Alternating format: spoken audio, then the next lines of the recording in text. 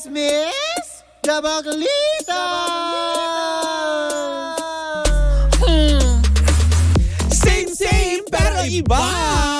Kayo patuloy pa rin pong nakatutok at nakikinig sa number 106.7 Energy FM. Pag huwag mong sabihin radyo. Sabihin mo!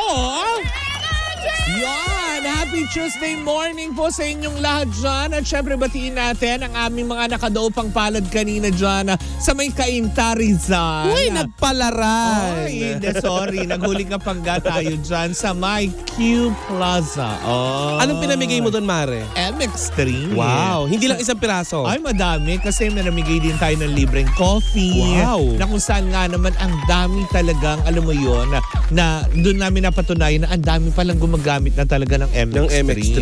Kahit hindi mo na sabihin, lahat ng tao alam at aware, diba? Tsaka Mare, ngayon sa panahon ngayon, ang talagang iniingatan natin at ang yaman natin ang ating kalusugan. Ating kalusugan. Kaya nga naman, diba? Dapat mag-MX3 tayo everyday. Correct. Okay. Mare, may gusto ka ba batiin? Ay, gusto ko lang batiin si Cathy Amos. Hello, Ay, hello sa iyo, po. Mare. Nasa Japan. Ay, nasa Japan naman siya ngayon. Ang reyna ng Sydney na ngayon ay reyna na ng Japan. Nalagray na din sa London. Oo. Nakakaloka. Isang buwan yung bakasyon. Diba na nakakaloka? Mare, mga channel. Mga sisi. Pwede naman po kami ni Tita Cora niyan. Kahit pinaglumaan ng mga channel. Kaya nga. Kami na magpagawa nung zipper. Anyways, sa lahat pa rin po ng ating mga bangga sa may Longos, Malabon City. Hello po sa inyong lahat dyan. Magandang umaga po sa inyong lahat. At syempre sa lahat ng ating mga drivers. At may nagpapabati pala, sorry. Sino, Mare? Ito, yung barbershop dyan sa may Cainta, ang Head Avenue Salon and Barbershop. Ayan. Dyan yan sa may sa may Q Plaza, sa may Cainta, Rizal. At syempre, si Nathan Suelo na nakikinig sa atin ngayon.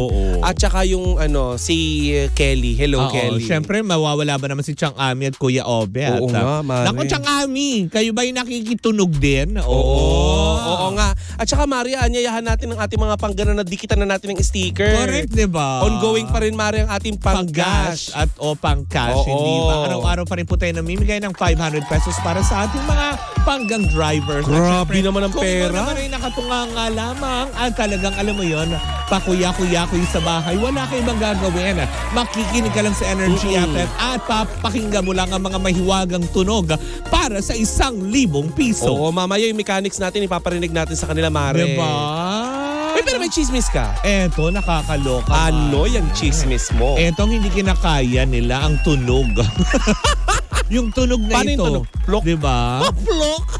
Yan na nakakaloka. Kasi nga, para daw na nakakaloka ito, Mare. Kasi para daw nagtutunog na, nagiging tunog politika na ang suspension ng Showtime. Bakit, Mare? Kasi nga, ang dami-dami na nga daw ng mga politiko na pangit man pakinggan. Pero para bang, hello, gawin ba nating national issue ang Showtime?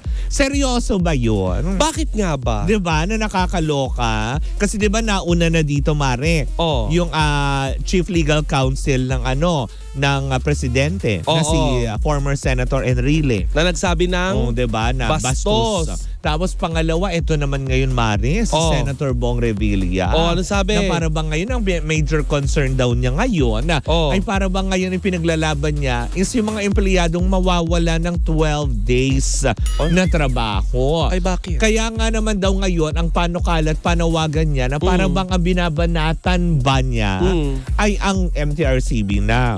So sila na yung nagsasalpukan over Showtime. Na parang nakakaloka, Mare. Kasi nga, diba, nasabi ng ilan, sabi ng ilang netizen na, concern si Senator Bong Revilla doon sa 12 days na mawawala ng trabaho yung ilang mga empleyado ng ABS-CBN, specifically sa Showtime.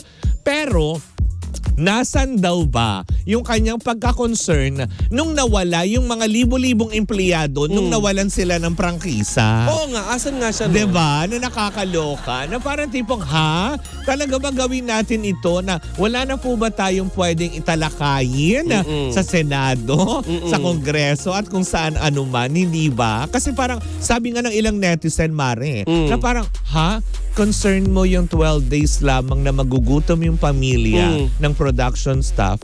Pero bakit nasaan yung concern daw doon sa 31 milyong pamilya na hanggang ngayon ay hindi pa rin mahanapan ng solusyon kung saan sila kakain araw-araw, kung paano madadagdagan ang sweldo ng mga, alam mo yon na talagang kailangan bigyan ng dagdag aumento ng mga pangga natin. So para bang teka sandali para gawin nating national issue ang Showtime, nakakaloka. Alam mo Mare, sabi tuloy sa akin ni Ate Yoli noong nakaraan, itong issue ni Meme Vice Ganda, sinasawsawan na ng kung sino-sinong laos. Correct, 'di ba? Hindi, sabihin na natin, i-rephrase natin, Mare. Hindi naman siguro sa mga laos. Siguro yung mga yung mga walang magawa, yun. Bakit That's nga the ba? correct term.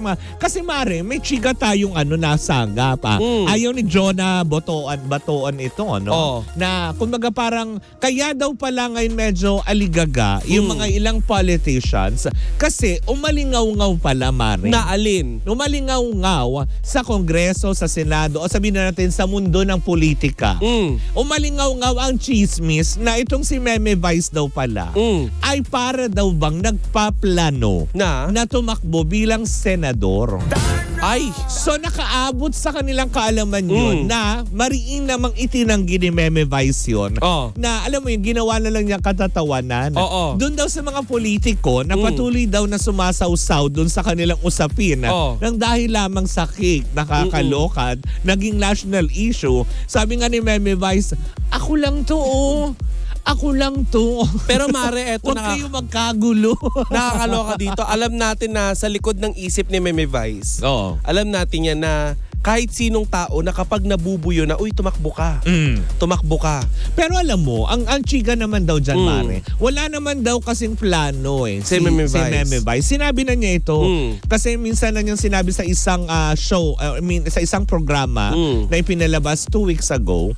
If I'm not mistaken, sinabi niya ito Kasi nung na-call out yung attention niya at pumutok yung issue na to, na sinabi niya, huwag kayong magkagulo, wala akong planong pumasok sa politika. Diba? Mare, sinabi rin niya ni Idol Raffy Tulfo. Well, may mga ganong aspeto. Pero alam naman natin si Meme Vice na meron naman talaga siya mga tinutulungang tao na hindi naman niya kailangang ipakita sa buong mundo na tumutulong siya. Correct. Minsan na nga siyang may tinulungan diba? Nabigyan ng 20 mil tapos sinumbat pa sa kanya. Ito lang. Kaya doon medyo hindi, totoo naman. Diba? Kaya nga medyo doon sumama yung loob ni Meme Vice na tipong tulong yung hinihingi nyo. Diba? Nagbigay naman. 20 mil naman yun. Tapos para alam mo yun, kailangan ba obligahin ba niya kung alam mo, milyon ang ibigay? Diba? Kaya, diba yun na nakakaloka na sabi nga ni Meme, hindi na niya pinapublicize or talagang alam mo yun, isinasa publiko yung parang isa lang yung sinabi ko, diba? Aware ako kasi katabi ko si Lindsay. Alam mo naman, binabagi tayong English. Yung lahat na sinasabi natin, tinatype niya. Correct, diba? Yung mga stenographer natin. Hindi yung mga ganong aspeto na parang Korte. Kasi 'di ba, nasabi nga nila na para bang 'di ba na ayaw na niyang ipalandakan pa na siya tumutulong. Tama na yung alam niya may ginagawa siya at hindi siya kailangan diktahan. Correct, Mare. Pero para gawin natin national issue ito, utang na loob naman. Alam mo, diba? Mare, madadagdagan pa yung mga sumasali. 15 days pa yung hihintayin natin Hindi, tsaka Mare, di ba? Alam naman natin na kaya nagsusulputan yung ibang mga politiko. Alam mo, Mare. Bakit? Nalalapit yung election Nagpapaingay ng pangalan. So parang I think next year, correct us if I'm wrong, parang 2024 ba magkakaroon ulit ng election for senators? Hindi naman siguro yung sa parang next 12. Ay yung kasi na kumbaga na botohan kasama ng presidente yung half 12 So yung half 12 na remaining, tama, 2025. Ayun, tama. Masyado maaga. 2025. So ano to? Nagpaparamdam na kayo kagad? 2 taon pa. Early bird. Diba? Nakakaloka yun. Ang aga. Diba? Kaya nga naman. Ay, nako, Mare. Nakakaloka. Ay. Paano kaya yan? Tingin mo, Mare, magtatagumpay sila sa kunwari ay pagpapakita nila ng kanilang concern sa publiko. Parang sabi nga ng ilan, parang medyo nakaka-plastic daw. Medyo nakaka-plastic lang. Kasi nga 'di ba, kung talagang ngayon naging concern yung 12 days na mawawalan kung sakali yung mga empleyado ng ABS-CBN. Sana 3 years ago, pinakita nyo rin yung concern nyo sa mga empleyado ng ABS-CBN nung libo-libong nawalan ng trabaho dahil lang sa prangkisa. Why now? Yun Sabi ang ni Shelby, pakisabi kay Bong Revilla, ama ka na. Nakakaloka. Diba? So parang tipong, sa bagay, diba? Parang, tama ba? Correct me if I'm wrong ulit. Diba parang naging ano siya ng MTRCB, tama ba? OMB yata? OMB, yung regulatory, yung mga parang piracy. Oo, yung parang mga, sila yata nila Ronnie Ricketts noon. Edo Manzano. Oo, yung mga nagre-raid ng mga namimirata. Mali kami i-comment po ninyo. Comment nyo nga. Diba? Pwede nyo naman i-comment, diba? Hindi kami sure. Kasi never naman kasi po sila naging maingay, kaya hindi namin matandaan. Diba? Hindi po namin sinasabi na hindi nila ginawa ang kanilang trabaho, pero hindi talaga silang naging maingay. So ano pala, Mare? Hindi, kasi may mga nagtatrabaho na hindi naman nila sinasa publiko. Hindi kagaya nitong kay Chair Lala na nagtatrabaho, pero alam mo yun, malapit yung tama na, alam mo, Mare, tigilan na. Alam mo, marami na naman tayong basher na sabi masyado tayong, alam mo ba? Hindi ko galing magbasa ng comment. Pero natawa ko dun sa comment. Ano yun? May isang comment na natawa ko, hindi ako nayamot. Sabi niya sa Baklitas, itong dalawang sip-sip sa MTRCB, may diba? Maraming salamat at I'm sure nanonood ka pa din. Diba? Diyos ko, bakit naman kami sisip-sip? Ano naman makukuha namin? Tama, diba? Na nakakaloka. Pero ang nakakaloka lang dito, diba?